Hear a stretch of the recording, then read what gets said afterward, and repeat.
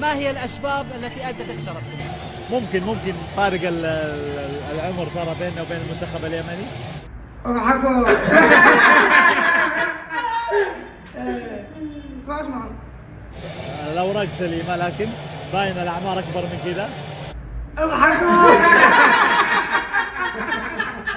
قال لك منتخبنا كبار، منتخبنا احنا كبار وهم صغار ما شاء الله. وهذا كان لي مع الشنب، هذا خدم اللاعب من بيت ابو شوارب ما هو صغير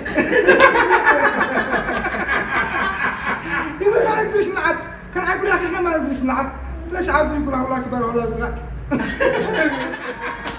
وقصدنا منتخب سوريا وقصدنا احنا سوريا، هذا كان بدقنا هالكلام اقسم بالله اني فعله، لكن والله انهم فريق يرفع الراس. اول مره يصير المنتخب هكذا يلعبوا في تاريخ الحياه اليمنيه. فرحوا 30 مليون 30 مليون خرجوا، نسينا السياسه، نسينا كل شيء، يتوحدوا الشعب كله، نسينا كل شيء. حرام انهم، لكن المشكله ذا الحين سنتين وعاجي هذا الفريق السعودي الذي هزمناهم ذا الحين عايزمونا بعد سنتين 5. ليش؟ تعويض. خلاص ما فيش عندنا غير يلعبوا شويه يكملوا الناشئين بعدها يصيروا يلعبوا، يعني كل ما يصير يعني اللاعب خلاص ينسى الكره ويرجع يهم المعيشه، يهم ما يشتي سارب، يهم هذا يشتي ينفع بيتهم. ما فيش اهتمام باللاعب من البدايه وعادوا ناشئ. المفروض ايش؟ اول ما اللاعب يسجل مع المنتخب هذا معاش مدى الحياه، هذا معاشه.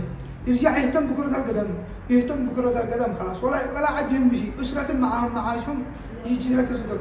اما عندنا يكمل يلعب وهو ناشئ، يجي هو كبير وهو قد شاقي على اسره، والله من عايز يدعس كره ويخلوه هكذا، يخلوه لما كل شيء يتصلوا له يلعب وهو يلعب، والله قد نسي الرياضه، قد نسي وبيدعوا على اسمه. ما فيش اهتمام باللاعب. بعضهم يجي يقول ايش ما تعلم معسكر خارج ما ينفع، ما ينفع، هذا كله كلام.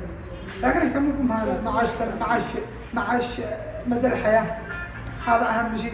حصلت الان كل شيء دولهم زلط $50,000 $60,000، هذا كله نصهم مشي وكلب.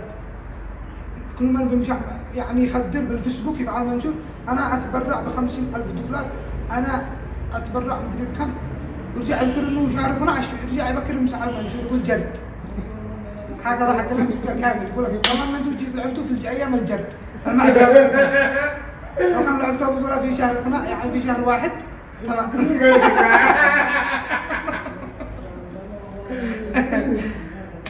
والله انهم رفعوا راسنا الصدق، فرحوا 30 مليون فرحوا، يعني من ذمه فرقونا الصدق، فرقونا السياسيين وجمعتنا اقدام الناشئين.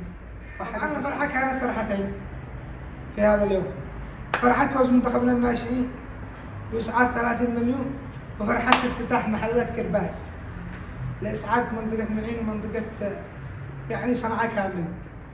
طبعا اصحاب حداد جهزوا لذي حراف، يعني عاد تلبسوا ساعه من الزلط، لكن الزلط قليل. عند عمنا معين اكواد شيلان كل شيء رخيص. وهذا طبعا محل الاعراس، وضعنا نفعل لكم لفه محل الاعراس.